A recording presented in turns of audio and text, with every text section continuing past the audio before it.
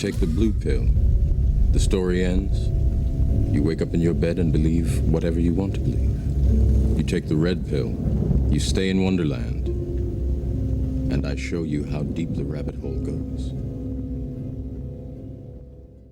Well, it's that time again. Yes, it is Friday. Everybody's glad. Worked all week. But the kids are glad too. They're out of the indoctrinated schools. They're out. And this is why we're here today. This is what we're going to be talking about. But yay, it's Friday. But again, I listen to the radio in the mornings and I hear this story that I didn't know anything about. Yeah, sometimes I am under a rock. But apparently in Colorado, back in 2023, last year in June, we had a fifth grader, a girl, 11 years old, go on a field trip. They had a combined field trip from, I guess, Philly to D.C. And lo and behold, they get in a hotel room. Guess what? She goes to get in bed, and it's with a boy who identifies as a girl. She's mortified. She is mortified. Now, her mother was on the trip as a chaperone, thank God. But as we dive into this, we start finding out that, you know, she calls her mom. She goes, I don't want to sleep in this room with him. To her mom, gets her out of there. But guess what? The school, the people that are there with them tell them, shh, don't talk about it. Like silencing them. The girl's clearly upset. Kids are going to be talking. Anyway, they're telling them to be quiet about it. And, oh man, guys, this is unbelievable. I mean, the left loves that old saying, it takes a village to raise the kids. I guess it's a polite way to say that the state can raise your kid. You know, more and more parents are fighting back at the school districts that want to force this agenda down our throats and down our children's throats. They don't want this. You know, a group of parents in Colorado are taking the school district to court. You know, not over what the district is saying, but what they're not saying. They're not telling, which I think they should take them for both. I don't think it should be allowed, period. I mean, what is the percentage of how, obviously there was only one boy who thinks he identifies as a girl.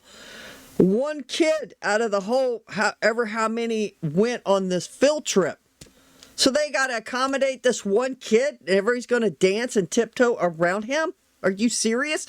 At the stake of the well-being of these other children? It doesn't make any sense to me. It really doesn't. I mean, I'm going to go over... Obviously, we got the parents of the girl suing them.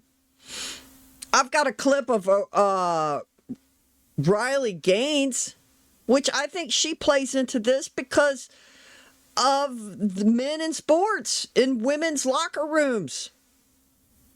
It's disgusting. And guess what? Now that they're doing it in the school levels, and they're wanting to be quiet about it. And we got more parents are coming out. Thank God. And we got the teachers union. So we got a lot to get into. So let's get started.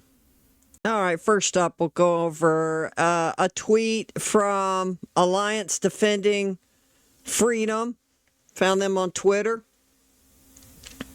And they're defending them and a few other families on behalf of 3 families they have filed a federal lawsuit against Jefferson Co. Colorado Schools for their district policy that rooms students on overnight trips based on gender identity and not sex. Let that sink in. Just let that sink in. You got a daughter? And you're going to let her go on a trip? Which, thank God, her mother was there. We all know what happened a few years ago where they were they started letting boys who think they're girls go in the girls' bathroom, and we know how that ended up. Saying without saying. And they let that boy, they suspended that boy, they kicked him out of the school. He goes to another school, and guess what? He goes into another girl's bathroom, and he does some heinous things at that other school as well. So, letting this happen, what do you think is going to happen? God knows what's going to happen. They got to tiptoe around these people. And the code refuses to give truthful, pertinent info about the overnight arrangements. Yeah, they don't want to talk about it. They want to keep it hush-hush and dodge and beat around the bush. These poor parents, I can't imagine. Now, every year, my boy, their school has a trip to, I don't know if they're going to have it this year for the grade he's in now, to go to Washington, D.C. I said, no, you're not going. Last year, I didn't let him go. I said, no, you're not going. Because D.C. is a cesspool of crime. And I couldn't go. Because if I was going to let him go, I would have to go. Because who's going to watch your kid like a hawk or a mama bear like you? Right? So you're going to depend on these other people to watch their kid. And I'm sure there's good chaperones. There's really good people. But still, you'd be worried to death the whole time. But I was like, no, that's too far for you to go. And no, I'm not having it. I'm not having it. And continuing on, and look at this headline. The wording just drives me nuts. 5th grade girl assigned to room with trans classmate on Colorado school trip. Lawsuit says. Trans classmate. Why can't they put... Girl was assigned a room with a boy who thinks he's a girl or who wants to act like a girl. I just get annoyed with it, with the language. It just drives me crazy. Say what it is. I'm tired of this dancing crap.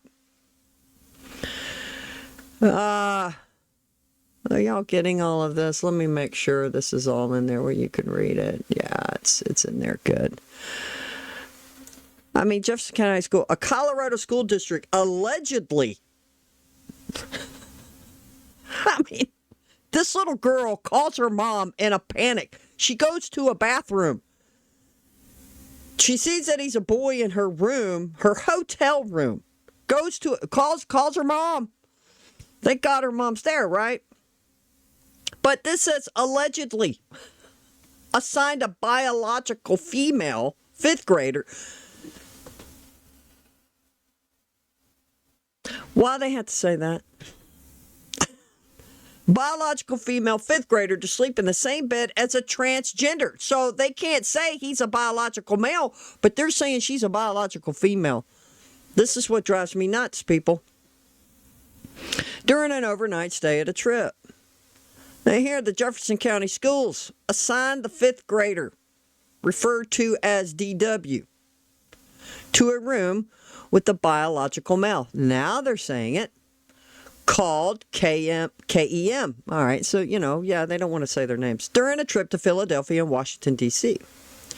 this past summer, which this happened in 2023 in June.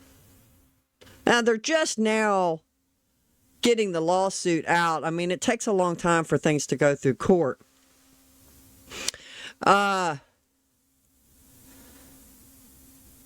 During a trip to Philadelphia, Washington, D.C. the past summer, according to a letter from Christian legal organization Alliance Defending Freedom. And it's such a blessing that they're taking on this case and helping these people. Because of JP's policy, 11-year-old DW, which is the girl, was placed in a position where her privacy and her comfort were not respected or even considered. ADF wrote, her privacy was violated. Obviously it was. They should have said something. It shouldn't even have happened in the first place. If they want to tiptoe around this boy, put him in his own room. If he is the only one.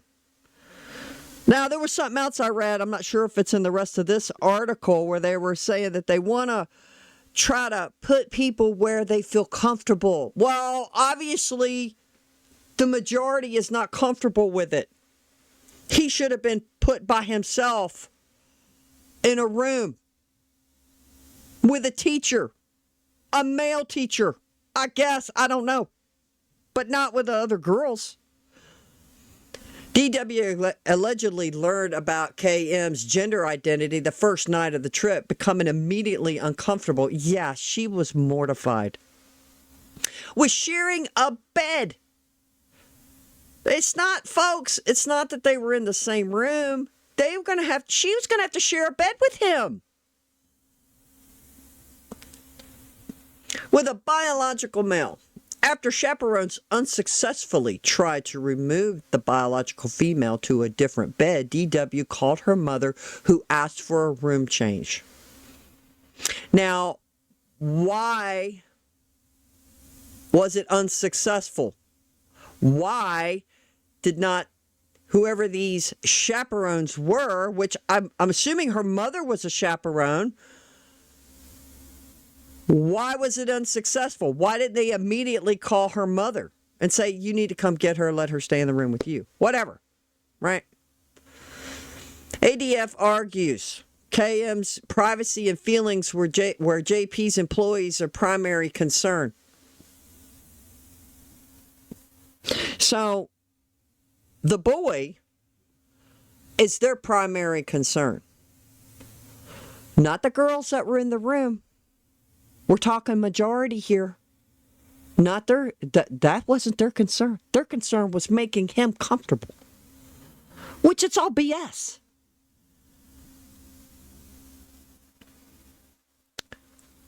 Privacy and feelings were JP's employees' privacy primary concern. Chaperones allegedly instructed DW to lie repeatedly about her distancing from him.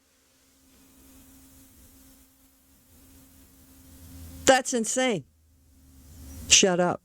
Don't talk about it. Just be quiet. Just shut up. We're going to sweep this under the rug. It's okay. You're not upset. You just think you're upset. After JP's disregard for DW's privacy, the school then silenced DW. ADF states, thus infringing on her freedom of speech. You think? When the school's teacher told the three girls that they were not allowed to tell anyone. So there's three girls and a boy in the same room. Let that sink in. Now, they're all 11 years old. I don't care. It shouldn't have happened in the first place. Obviously, the girl was uncomfortable. She goes to a bathroom to call her mother. She's terrified. She's like, oh my God. For Pete's sake. After the school's disregard for DW's privacy, her privacy, Jefferson Schools then silenced them, thus infringing on her freedom of speech. When the school's teacher told the three girls that they were not allowed to tell anyone that KM was transgender, even though KM voluntarily chose to share this information. I probably, going on a limb here, the whole school probably knows. Y'all were back in school back in the day. You knew who was what, when, and where. Who were the jocks, cheerleaders, the nerds, the band people, the headbangers, the punk? Yeah, I know. I'm old. The whole school probably knows what this kid is walking around pretending to be, or thinks he's something else, which is a whole nother issue. More parents claim Colorado school district forced children into overnight rooms with students with opposite sex. It's just pound upon compound. There we go. More parents have come forward with claims that their children in a Colorado school district were forced into sharing overnight rooms, even showers, with students of the opposite sex. Are you kidding me? Christian parents, Joe and Serene. I think you say their name Wells. Forgive me if I got that wrong. Said their 11-year-old daughter was allegedly, I hate it when they say that. It happened. This little girl did not make this up. Forced into sharing her bed with a biological male who identified as a girl on an overnight trip at Jefferson County Public Schools. Now, this is saying in December, but I had another thing that said it happened in June. But anyway, let's make sure you guys are getting this. Since the Wells spoke out, more parents have come forward with similar reports. Now, this gets interesting. At the district's outdoor lab retreat, where 6th grade students traveled to the mountains for a science trip, which was probably amazing. A group of middle school girls had a student who identified as a trans. Okay, it was a boy placed in their cabin without the knowledge of their parents, according to the ADF. In addition, a high school counselor who was a girl identifying as a boy was put in charge of a cabin of 6th grade boys. What the hell is Colorado schools doing? What are they doing? And that was pretty much it on that. I mean, I could click on these, but we're just going to continue to move on. You're getting the gist of what's happening here. I mean, it is just insanity upon insanity. Counselors? Are you serious? This is happening all over the country. See, when things go left awry in California and bills get passed, it sends a message to these other libtards that, hey, maybe we can try this too. We can do it too. There is some truth to that. Whatever happens over there can sweep across the country before you wake up the next morning and go, what the hell is going on? I mean, this is in Michigan. Parents sue school district claiming it modified documents to conceal daughter's transition and didn't tell them doo-doo squat about it. Folks, don't you want to know what's going on with your kid? And you don't want somebody taking them in some room and feeding them a bunch of crap. Kids are so impressionable. They could say anything, and the parents should have a right to take them to if they need to go to a psychiatrist or whatever the case may be, or maybe they want to seek a Christian psychiatrist or whatever who can talk to their daughter, son, and find out what's going on, and not, without the school doing that. Sorry about that. My phone's ringing. Let's hear what they got to say. We've been working with the school for some time, trying just to help figure out how to best help our daughter academically with the struggles she was having as it pertained to her autism. In that process, we worked pretty closely for some time with various school officials, but it came to our attention that during this time that the school was actually hiding the fact that they were socially transitioning our daughter. from being a male or from being a female to a male, using a male name instead of her given name, treating her like she was a boy instead of a girl.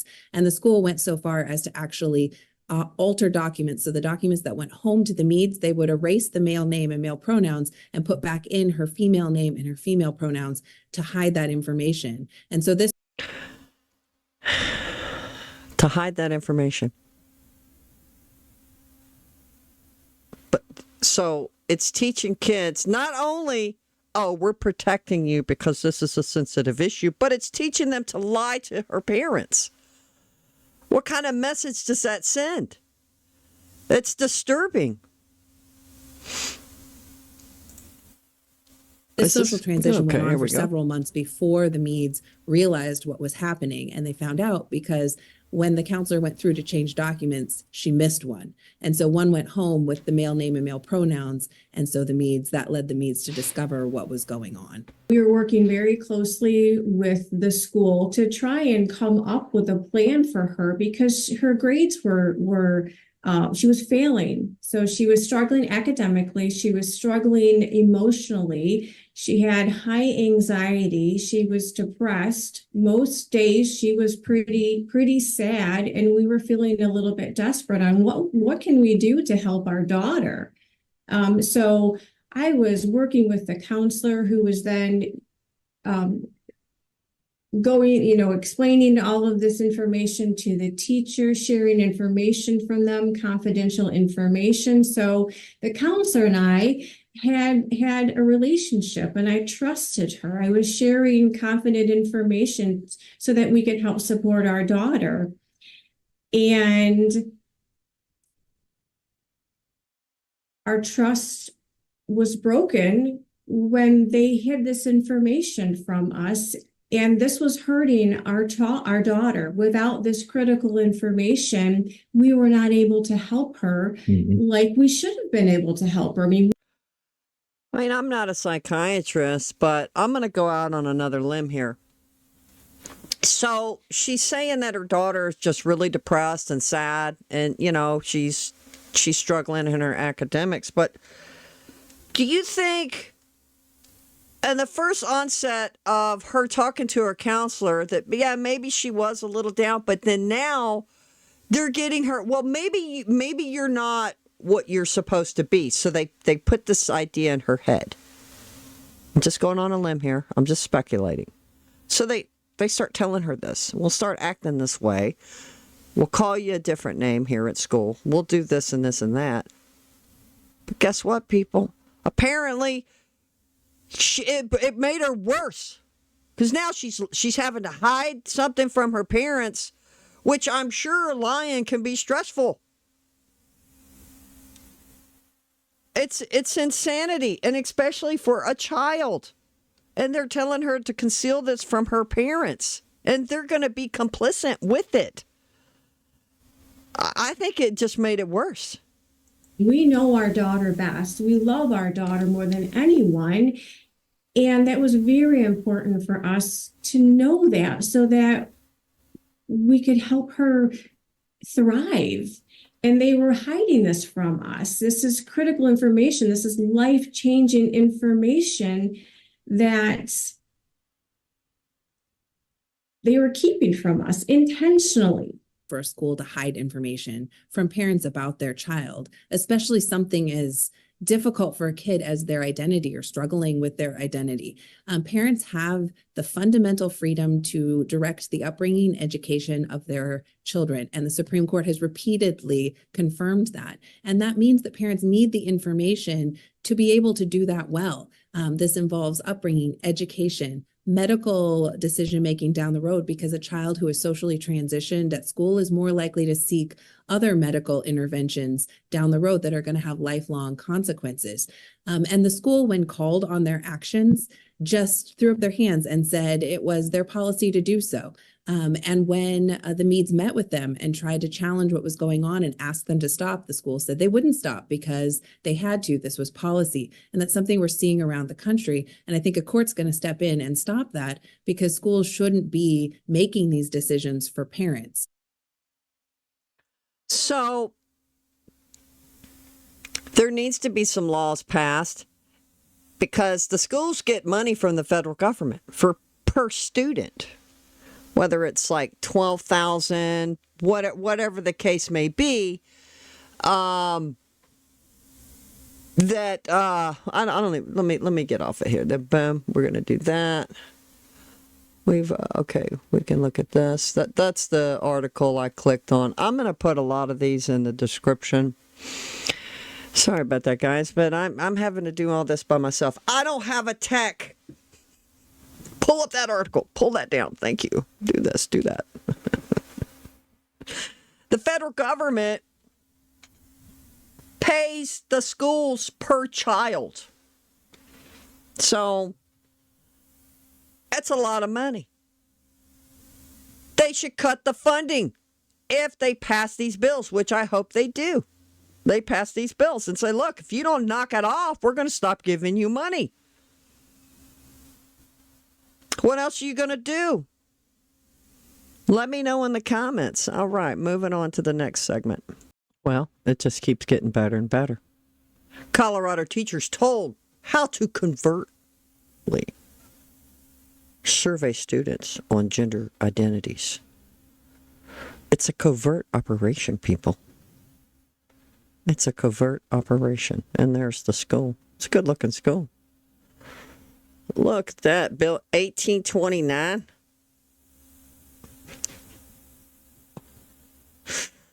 Let's see here. Colorado Teachers Union reportedly explained to educators how they can survey students on their gender identities in a concealed manner, raising concerns with some parents. See, this is the whole thing. These kids, why are you even saying anything? They wouldn't even think of this stuff. But no, we're going to stick a survey in front of their face, and then all of a sudden they're like, well, I guess it's also on the age, right? These left-wing think tanks, they know. Little minds full of mush, and when they can be indoctrinated and how deep that seed can be planted and yield some weeds out of it.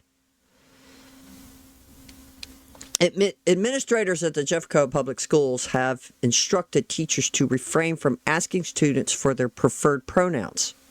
However, an email from the Jefferson County Education Association, the teachers reportedly said such questions are allowed as long as they are not on paper, as long as they are on paper and pencil activity.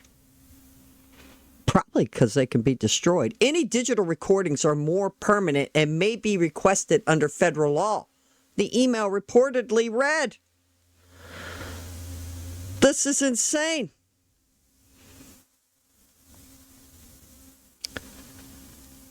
Oh my God." Let that sink in. Only on pencil and paper. Don't do it. Don't leave electronic footprint. Teachers were also encouraged not to hold on to documents containing any notes about a student's gender identity, according to CBS Colorado. Parents with advocacy groups, Jericho Kids First, are now reportedly claiming that dozens of teachers have administered the surveys. One parent told CBS Colorado that the alleged actions are putting both teachers' jobs and teachers' relationships with families at risk.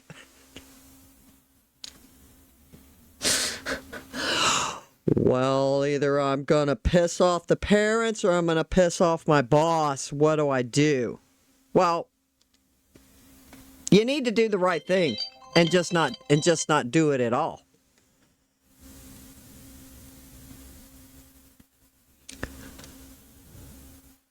President Brooke Williams told CBS Colorado that the instructions on how to administer gender identity surveys was given to support students' safety.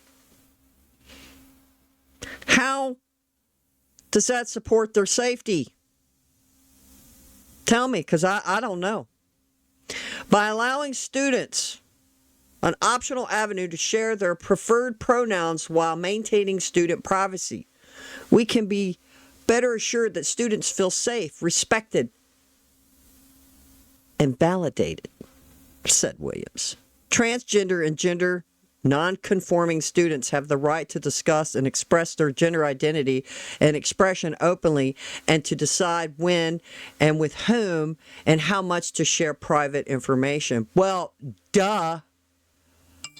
I would think if somebody was having some kind of issue, they'd probably just want to keep it quiet. They don't want nobody talking about it. They're not even going to be trying to identify her. They don't, just shut up. I don't know. I don't understand why the school has to pick what. I would love to know the stats, and I probably should do more research. I wish I had a staff to help me with this stuff. Like, let's take this school, for instance. This Colorado school that's having all these problems. What is the percentile of the schools, of the students in that school think there's something else? Is it 1%? A half of a percent? A tenth of a percent? 0.01? What is it? It's probably so minute. And anyway, when they started this woke crap, these kids wouldn't even be thinking of this stuff. I'm always saying that.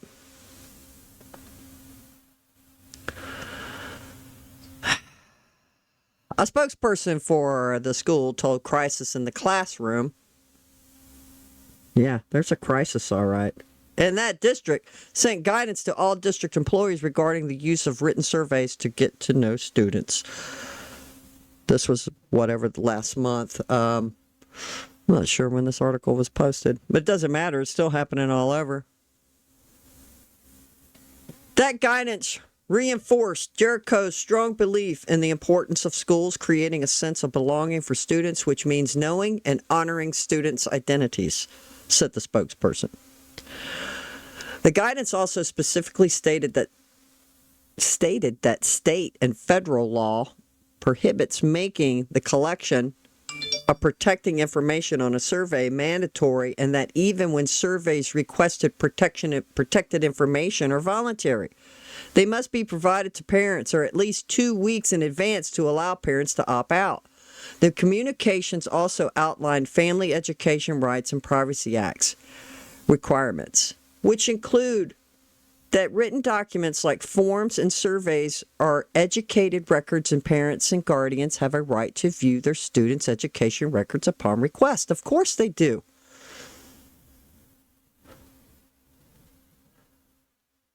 The Sitka, I guess that's how you could say that acronym, also reached out to the Colorado Education Association for comment to obtain copies of the emails, but did not immediately receive a response. A Texas school district recently voted that its teachers cannot hide information about students' gender identities from their parents. The district's new policy also states that staff cannot be compelled to refer to students using pronouns which do not match their biological name. I mean, this is just insane. This is just insane. This was posted September 5th. 2023. I had also read on something else they were talking, and it's kind of dealing with this as well, where don't leave a trail on emails or a digital footprint. Don't do any of that so they can hide this crap from parents. So if they're hiding it, then they know what's wrong. Why would you hide it? If it was so wonderful thing to encompass this for the children, then why are you hiding it? Because they know parents are going to be pissed and not going to want to have this mess. All right, here's an interview with the parents with Laura Ingraham, and this was posted 9 months ago. Imagine you're a chaperone on your 18-year-old daughter's, school trip. It's an overnight. And yet you find out during the trip that she's being forced to share a bed with a biological male. Yeah, that happened.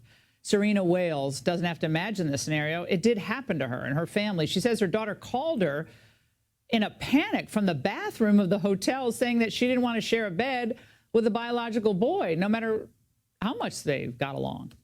Serena joins me now. Parents, could you not imagine? I would be livid. I don't know. Somebody would have to contain me. I would be furious. Furious. Now exclusively, along with her husband, Joe Wales, and their attorney, Tyson Langhofer from the Alliance Defending Freedom. Serena, it's stunning that you were on this trip as a chaperone. Thank God you were there during the summer, but then in another room. So you were in the other room. What happened when you asked for your 11-year-old daughter to move rooms? Well, thank you, Laura, for having us on and sharing our story. As you said, my 11-year-old daughter and myself were on a cross-country trip to Philly and D.C. And on the first night of the trip, our daughter discovered that she was unknowingly assigned to share a bed with a boy who identifies as a girl.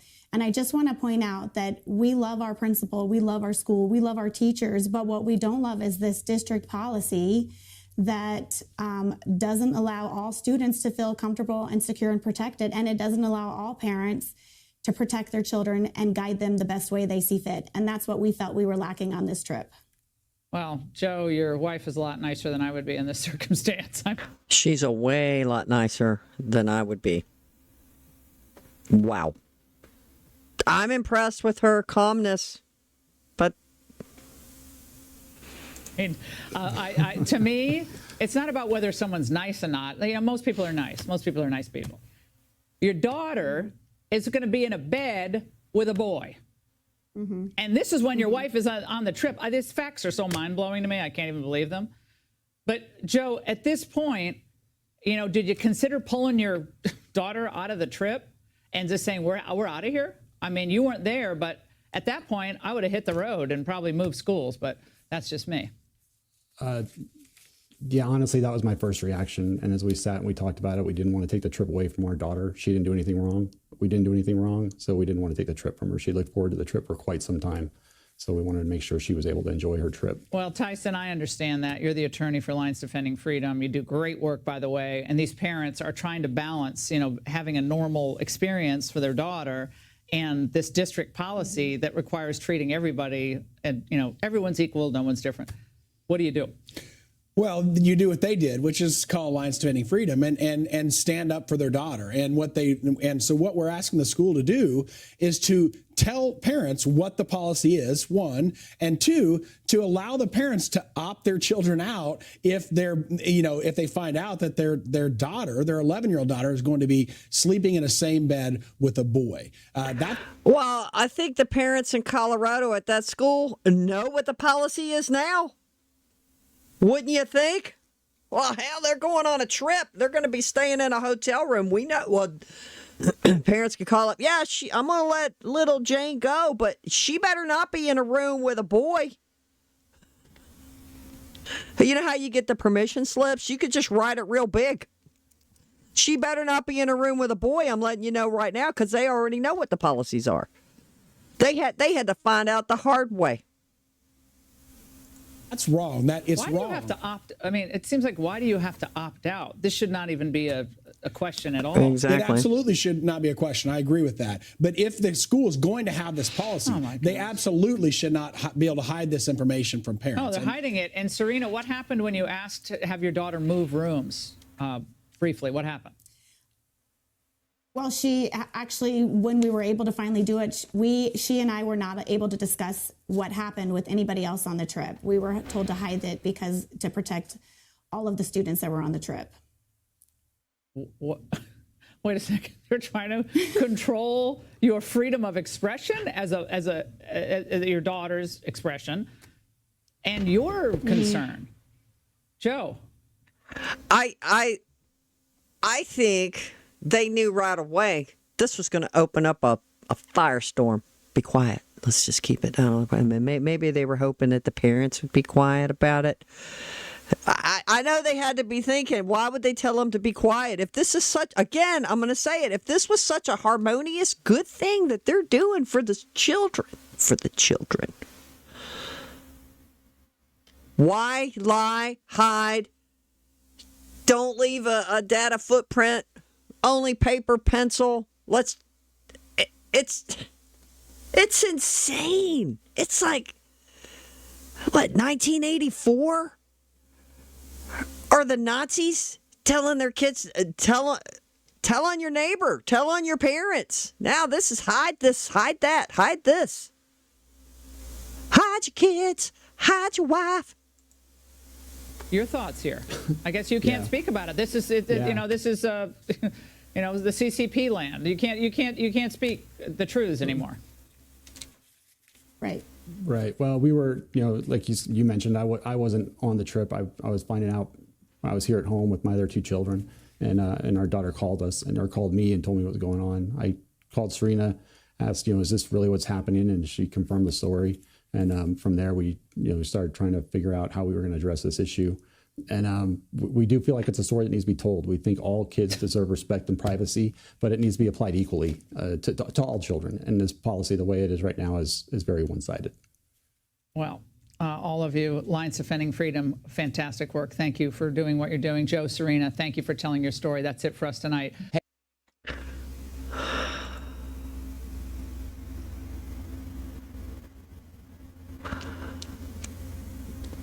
I think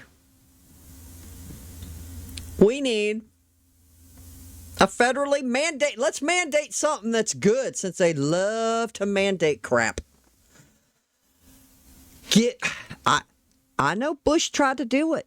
He tried to get school vouchers in the hands of parents. Why would this not be a good thing? This is a wonderful thing. It will create schools to be competitive, where they could just say, we've had enough of your crap. Give me my voucher. I'm going to take my kid and try to enroll them into because, getting them into a private school, you have to, you got to apply, and they got to, check the kid out. The kid goes do the walkthrough. How are their grades? Are they going to fit in here? Find a school that's going to fit your needs for your children, whether you want a Christian school or whatever school you want that's a private school. Excuse me. But the thing is that it would, guess what? These public schools will knock it off because they're going to lose money. And they love that money. They love that money.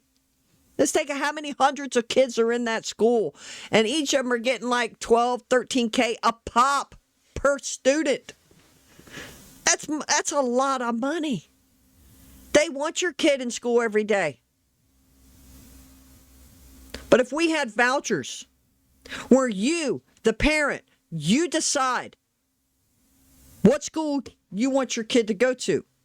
If you're a parent out there and you're watching this video and you're just cussing me because you're all about this woke gender stuff, then you leave your kid in the public school. Leave him in the school. If that's the school you like. But give other parents the option. No, I'm not digging y'all's curriculum. I want them out of there.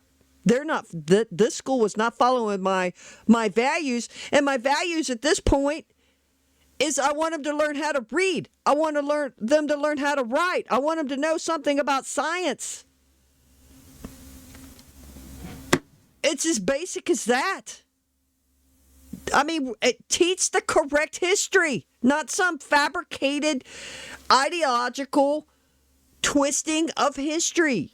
History is history. You don't change it, no matter how ugly it is. Anyway, we've got one more video, and then we're going to wrap this up. I thought this would be a wonderful fitting into this subject topic. Riley Gaines, we all remember that idiot that and the other idiots that let him in their swim team, the women's swim team, to compete, beating the other women. Just infuriates me. I don't even want to say the turd's name.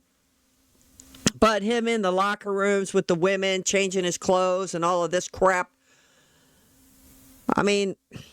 It's amazing. It's been this much time. It's passed, and now it's like, okay, so now a lot of them are saying no, And then they kicked him out. They finally kicked him out, but some of the damage was done. Some of them women that he beat, they lost their opportunity. I mean, it affected their life, literally. But now we have these children who are being put in a hotel room, these little girls with another boy. It falls under the same crap. I mean, it's insane. And this was just done a few days ago. We told you how student athletes in Montana were being offered thousands of dollars to endorse publicly Democrat Senator Jon Tester on social media. Riley Gaines is with us this morning. Tester's campaign claims they have no knowledge of this whatsoever. But big picture, Riley, what do you think about money for college athletes? Well, let's first and foremost be clear about what this is from Tester and his campaign. This is Tester attempting to gaslight Montanans and really Americans into believing that he cares about female athletes and women's athletics. He does not. He has made that very clear in his voting record for the Protection of Women and Girls in Sports Act, along with 50 other Democrats. The Senate actually has 2 more weeks to vote on the Title IX CRA that already passed the House that would counter the Biden-Harris administration's harmful rewrite of Title IX.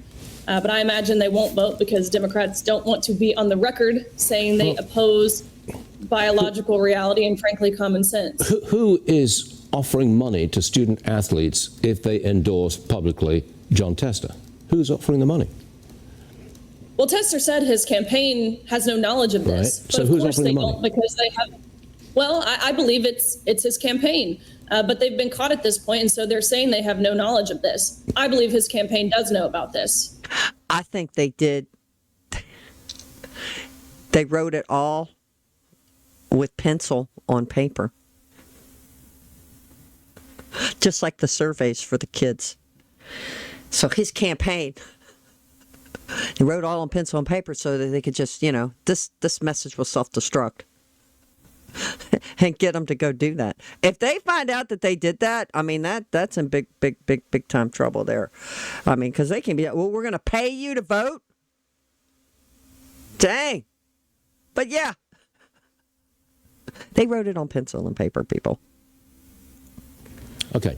Your testimony was emotional in front of Georgia state lawmakers. You spoke about competing against and sharing a locker room with transgender swimmer Leah Thomas. You tore into Georgia Tech President Dr. Angel Cabrera for failing to intervene.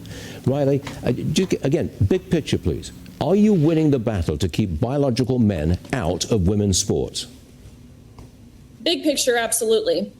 People see what's going on. They see the Title IX rewrite, as I mentioned, happening here, but really globally. We saw what happened at the Olympics, where you have male athletes who previously had been barred from competing in world championships against the women for failing sex eligibility requirements, meaning they have Y chromosomes. People see this and they understand the harm. They understand the severity. They understand the trajectory of where we're going if we allow these progressive policies to maintain, and if we elect 4 more years of progressive leadership. So bottom line, I believe certainly that we're winning. It's unfortunate that it takes circumstances like what happened to myself in that hearing. I mean, I had to listen to 2-3 hours of testimony from girls saying, sharing, of course, the unfairness of the competition, but also how they were, how they described it in their own words, sexually assaulted in the locker room. One girl who said Thomas thrusted his male genitalia onto her hand and looked at her with of course, his male gaze, his male smile, and said, sorry. That's premeditated, intentional sexual harassment at the hands of the NCAA, of the Georgia Tech president, and of Joe Biden and Kamala Harris. I can understand your emotion. Riley Gaines, thank you very much indeed for sharing that. Kamala Harris and Joe Biden's administration. Let that sink in. We've been putting up with this crap, and they're not doing nothing about it? Anyway. Guys, be vigilant. Watch over your kids. I just thought this was a good thing to cover because it's important. It's our children we're talking about. And I thought having Riley Gaines top it off at the end, because we know what they had to go through and the horrendous things the other girls had to go through. And we don't want our little girls in the schools to go through that in the schools. And these women were grown, and it bothered them and disturbed them. Could you imagine how it's disturbing young children, 10, 11 years old? For Pete's sake. Anyway, let's pray for our nation. And thank you for watching. Please like and subscribe if you can. I'd appreciate it. Help me out. It's the Grift, baby. And y'all have a blessed day. And thank you.